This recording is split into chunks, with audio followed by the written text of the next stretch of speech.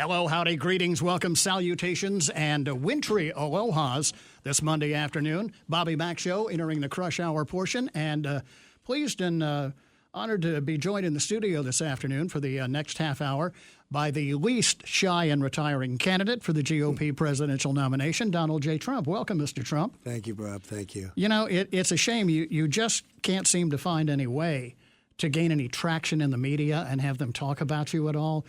It must be discouraging. Well, I figure if I come up here, we'll get it going, right, Bob? But you've been so great to me, and I appreciate it. My pleasure. Welcome to the Palmetto State, home of adversarial, backstabbing political advisors with a bag full of dirty tricks, which you already have seen some of already. I've seen it. I've been seeing it. I've never seen anything like it, actually. Really? Well, you know, they say that I don't love the Second Amendment, and I've been going around talking about the Second Amendment, there's nobody stronger in the Second Amendment than me, meaning guns. And I'm a member of the NRA. My sons are members of the NRA, and all of a sudden, you know, I according to the lies, I mean, it's incredible, actually, Bob, the lies where they say Trump wants to get rid of the Second Amendment. I said, wait a minute, I'm the one, and I'm by far the strongest on the Second Amendment and so many other things. I'm actually amazed. I never thought South Carolina could be like that, right? That was not exactly a warm welcome that you received at the Peace Center on Saturday night when we were down there, and the reports in the media are that was intentional. Yeah, well, it was. That was essentially the donors and the special interests of Jeb Bush and Rubio, believe it or not. It was more Rubio, where these are the people that control the candidates. And, you know, I'm self-funding, so I don't have anybody that can be there except for my wife and kids. But I'm self-funding my campaign. I'm putting up my own money, and I'm not going to be controlled by, you know, any of the groups. You have the pharmaceuticals, you have the oil, you have the lumber, you have just about everything. And by the time they take it all out of the system, and nobody knows it better than me, by the time they take it out of the system, our country is losing a fortune. So you need somebody like me that doesn't need the money and that will self-fund my campaign. And by the way, it's very expensive. Although I must say, Jeb Bush has spent $140 million, and he's nowhere. I've spent a tiny fraction of that, and I'm in first place, which tells you, do you want that kind of a guy as a president? Not that he's going anywhere, but these people are these are a strange lot, these politicians. Yeah, there's no question about that. On Saturday, of course, Mr. Trump, the death of Supreme Court Justice Antonin Scalia left a huge vacancy on the court that came as a body blow to many of us. President Obama already on Saturday night calling for the Senate to confirm whomever he might nominate for that position.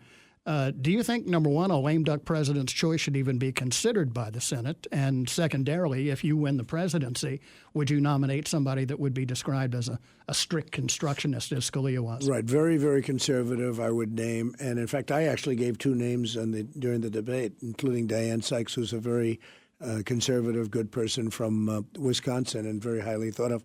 I don't think anybody else gave any names, but very conservative. I mean, really, like Scalia would be your ideal. Yes. That would be the ideal. As far as Obama, I guess he's the president, so he'll name somebody. But you and I have been very disappointed with the Republicans before, so maybe I can't imagine he could get it through. You know, I've heard that we have 100% of the cards, that if they don't want him to go through, it's really going to be up to the Senate. They can slow the process. They can. And you only have 10 months. Right. So with, you know, the small amount of time left, it's something that they should be able to handle very easily. But if you look at the budget that they approved 4 weeks ago that got approved in record time, the so-called omnibus, that gives Obama every single thing that he's been asking for. In the wake of two big midterm sweeps that put the Republicans in positions in the House and Senate that they haven't had in years, and yet they campaigned on one issue and said they would, for instance, pull out Obama trade by the roots, pull out Obamacare by the roots, and yet they returned to Washington inside the Beltway, and I guess Potomac fever takes over and nothing happens. I could not believe that budget. I couldn't believe – and it seemed like it took place in less than a day. It was just done. Right. You know, it's funny. Obama's the worst negotiator I've ever seen, except when it comes to negotiating with the Republicans. He gets everything he wants. So you never know what happens in Washington. You know, we go back to the judge, and you just never know. They should easily be able to delay it and, you know, assuming we win. Hopefully the Republicans are going to win. Hopefully I'm going to win. But I'd put a very conservative, good, very, very highly intelligent, that's what you need, person in there. You made the news again this afternoon, Mr. Trump, down in Hanahan when you were doing the news conference, and they asked you about the stacking of the debate at the Peace Center on Saturday night, and you had a reaction to that. Well, I did. I mean, it was the RNC, and it's really, they're in default. I signed a letter with them, and the letter basically, it was a, letter that we're going to all work together, but they stacked that room with people that aren't going to win. Like Bush is very low in the polls and doing very poorly, and but he's got a lot of money behind him. So all of those money people were in the room. They bought all the tickets, and that's not the way it's supposed to work. They bought all the tickets. You look at what happens, and you look at what's going on with politics. It's very sad, but I walked into the room, and as you know, I'm in the 40s in terms of the popularity in South Carolina. I walk into the room, and people are sort of quiet, and Jeb Bush, who's at 5% or something, walks into the room, and it's funny. I know so many of those people because, they're the fat cats, and I get to know a lot of them. Sure. And they're actually waving to me as they're booing, and they're smiling. So they're smiling, waving, and booing. And isn't I'm that sort of looking back at them, and honestly, I play the game too. I'm sort of laughing too, right? Because they're doing their thing. You understand that, sure? But talk about sending a mixed message. I mean, it's like the old joke of mixed emotions watching your mother-in-law drive over the cliff in your new car. Absolutely, it was an amazing evening. It was a great evening. I loved. I mean, they really came at me, but I felt really good about it. The one thing is, and I think it was very important that I told people that, no, these are the donors, these are the special interests, and the lobbyists. A lot of lobbyists in that room. And these guys are giving millions of dollars to Ted Cruz. And, they totally control Ted Cruz. I mean, he is controlled so perfectly by the oil industry and others. He talks about marriage. He talks about this. Now, take a look at who's giving him money. You'll be very amazed to see who's giving him money. But the candidates are all controlled by these people. Now, I'm not. And I don't have any of those people in the room because I'm not accepting any money. So it makes it a little bit quieter, to put it mildly. And frankly, that's been a big issue with a lot of people. They feel as if the average American's voice is going unheard in Washington. But if you're a K Street lobbyist, you get right in the front door. Right. Well, I'll give you an example. So Woody Johnson of Johnson & Johnson, the big drug company. Right, owns the New York Jets. He owns the New York Jets, but he's Johnson & Johnson, right? Big pharmaceutical company. Right. So Woody, who's a friend of mine, he's a nice guy.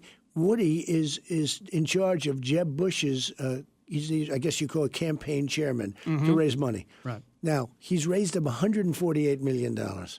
If we want to put a tax on the drug companies, or if we want to, put out bidding, right now the drug companies have very little bidding, very little anything. Right. If we want to have them bid and save billions and billions of dollars for the country, a guy like Jeb Bush is never going to do it. His campaign manager is in charge of fundraising, so he's not going to be able to do it. Me, I don't care. With me, because, the drug companies have they have a really good thing. We buy drugs, and we're the largest purchaser in the world. Right. And we buy drugs in this country where there's almost no bidding. And we're saving probably, if we did it the proper way, we would save $300 billion. That's big money, by your standard. That would fix a lot of highways. Yeah. We're talking, as you probably have guessed, with Donald J. Trump. Mr. Trump, your campaign first gained momentum. Your initial foray into this presidential race came about on the issue of illegal immigration, and there are many here in the upstate that have been in opposition not only to the illegals crossing across our southern border, but also to the Muslim immigrants being resettled here, and you made news on that. How would you stop this effort, which many see as an opportunity for this administration to essentially change the demographics of the United States? Oh, well, that's how would you what's stop happening. that? What's happening is crazy. So, as you know, when I announced on June 16th that I was going to run for president, not an easy thing to do. It takes a certain amount of courage. I've always heard if you're a very successful person, you just don't do this. But I had to do it because I look at what's going on with the country, and it can be fixed so well, and it can be better than ever before. But what's going on is crazy.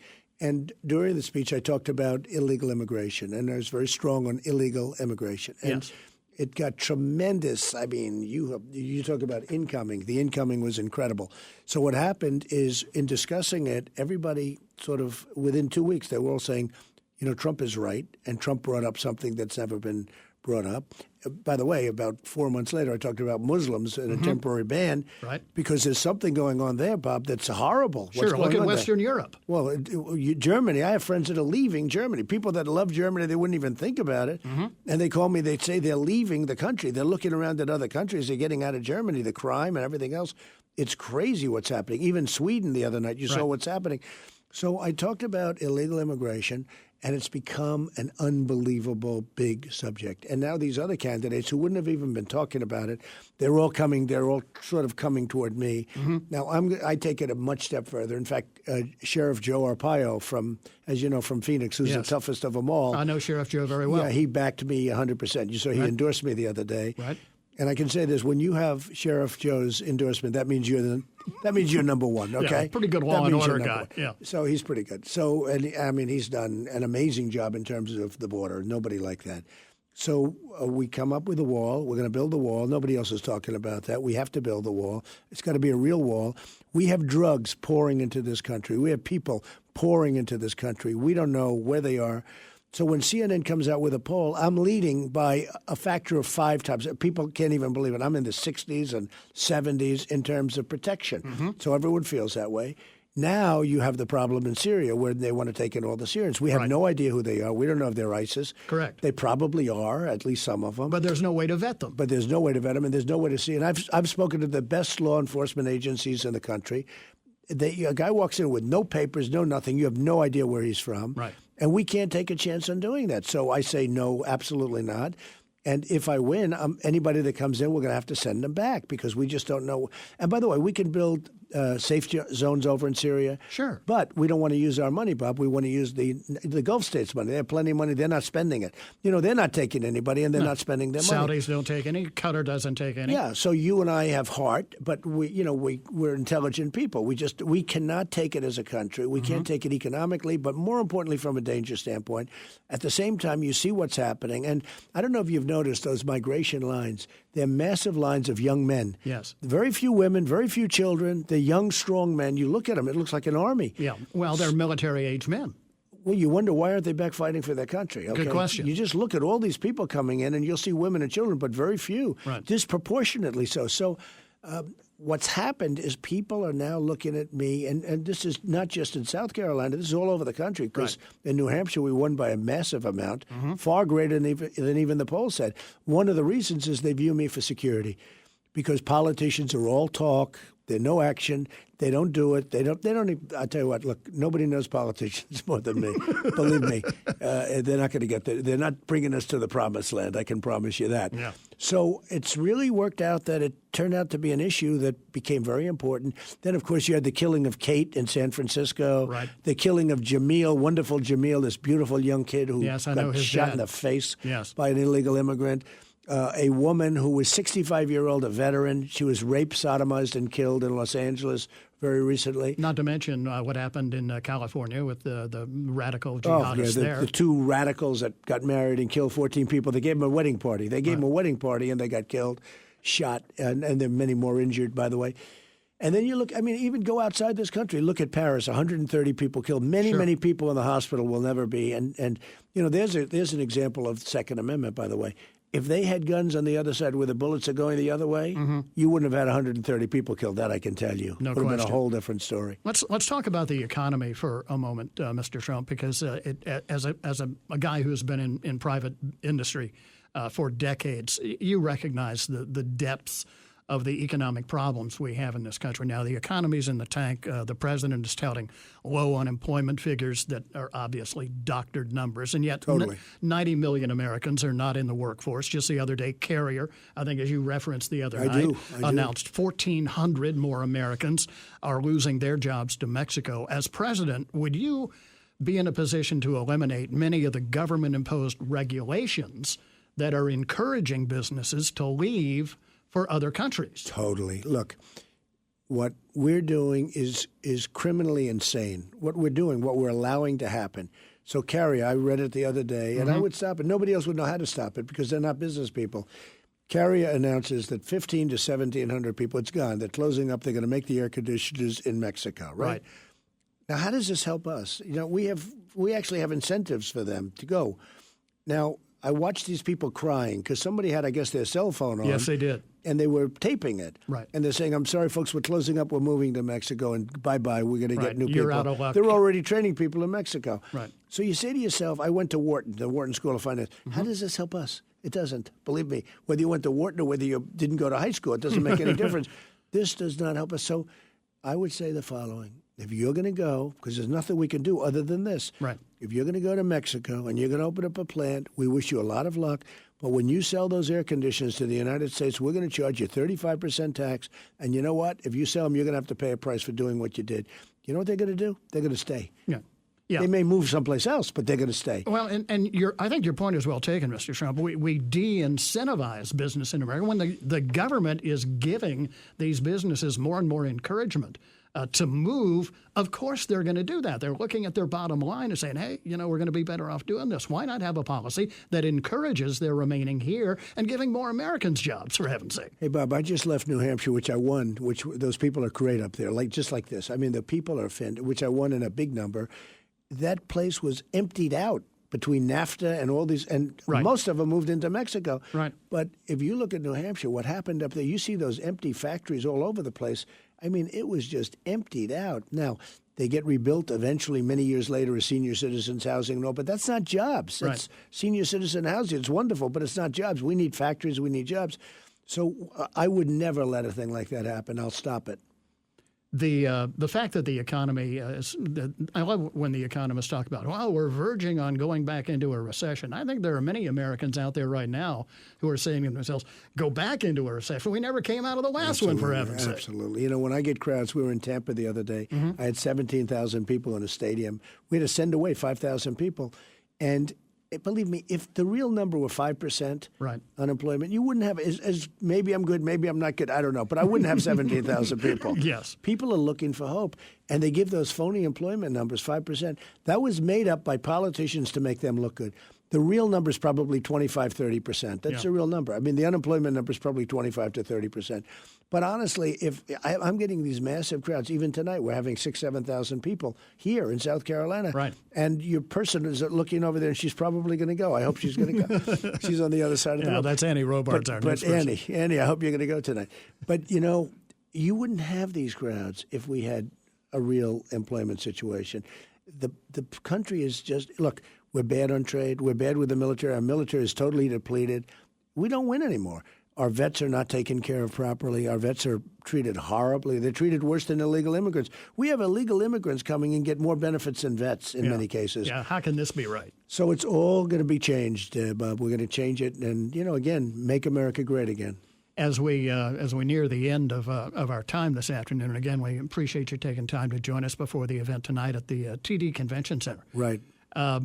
Let's project ahead just a little bit to Saturday. Let's assume that you win on Saturday, as the polls are now indicating. We go forward there. We get the Super Tuesday down the road. Right. We have seen on the Democrat side, they love to play fast and loose with the superdelegates. The GOP, national GOP, has been known to do the same thing. If it reaches a point where we arrive in Cleveland and your campaign has not hit the magic number to have the nomination on the first ballot, and they broker some kind of deal where a Jeb Bush or a Marco Rubio or a Ted Cruz or whomever it may be as the selected nominee of the RNC is pushed forward, would you then consider running a third-party campaign, an independent campaign, or am I getting ahead of myself? Well, maybe, because I'll tell you what, the fighters have an expression. When they go into a home territory, you're the champ, but you have a good area where somebody's from that area. Right. They say, we can't get a fair, judging, but there's one way they get a fair judging: knock the other guy out. Right. The knockout is to win, so you have the delegates. Then there's nothing that can go like that fiasco the other night at the debate, right, where it was all stacked for one or two people. And the sad part, it was all stacked by the money people, the people that control. They're like puppets for these people, all right? And it was so obvious. And there were a lot of really bad reports about it. It was very interesting. So yeah, there was a bunch of spin. Oh, it was terrible. I actually mentioned to her, and I said, "Look, you're all the money people for these people up here." So it was sort of good. But if I knock them out, you go for the knockout. Sure. The knockout is to get the delegates. If I get the delegates, there's nothing anybody can do about it. So that's really what we want to do. Looking back from the time when we were talking back in the spring, when you were at the Peace Center then. And I jokingly said to you, I'm surprised that you're here today to speak because it was a beautiful spring afternoon. I said, I'm surprised you're not on the golf course. And you replied that, well, this just shows how serious I am. That's right. And here we are.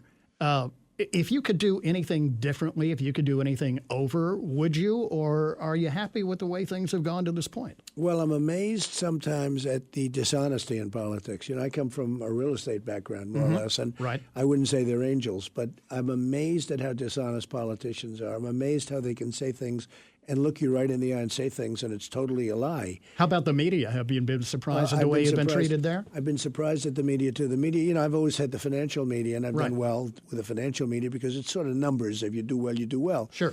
But the political media is very dishonest and very biased. I would say 20% of them is good, but 80% of them is really dishonest. I mean, knowingly. Like, as an example, I'll get 18,000 people in a stadium, and they won't report the number. Right. And even when they're showing me speaking, they'll never take the camera off my face so they don't see how many people are watching.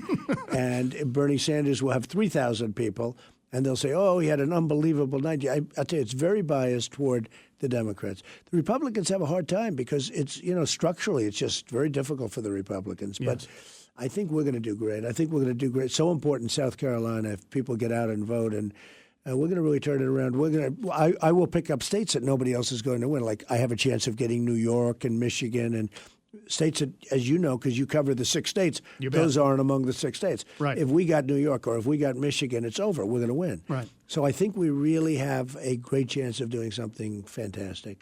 Well, it's as I've said before on the program, Mr. Trump, it certainly has been worth the price of admission to watch the GOP presidential primaries play themselves out through 2016. And that is in large measure because of your entry into the campaign and willingness to touch the third rail, as they say, interesting. Of a lot of these issues that the establishment politicians in the past have been unwilling to go to, whether it's for political correctness or whatever, because their handlers don't want them to talk about it or whatever. So it's certainly been interesting. Let's put it that way. Well, it's been interesting for me, too. It's a different world, and, I'm glad I did it. And I think my family's glad. And I think that over the coming couple of years, the people are going to be very happy. I mentioned drugs, $300 billion a year. Right. You can count on it. I mean, you can just count on it in terms of whether it's going to end up being $150 billion or $200 or $300 or $350.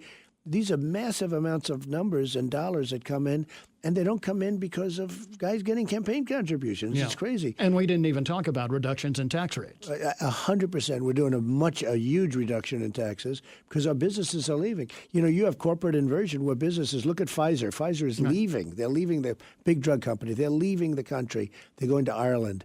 But you have businesses every day they're leaving our country because taxes are so high. Yep. But we're giving a big cut to the middle class, and big cut to business because businesses are leaving. So it's going to be great. We'll make it dynamic. We'll make it terrific, and it'll be exciting again. Best of luck to you. Thank you very much, for your Bob. time today. Thank My you. pleasure. Great to Great meet you, honor. sir.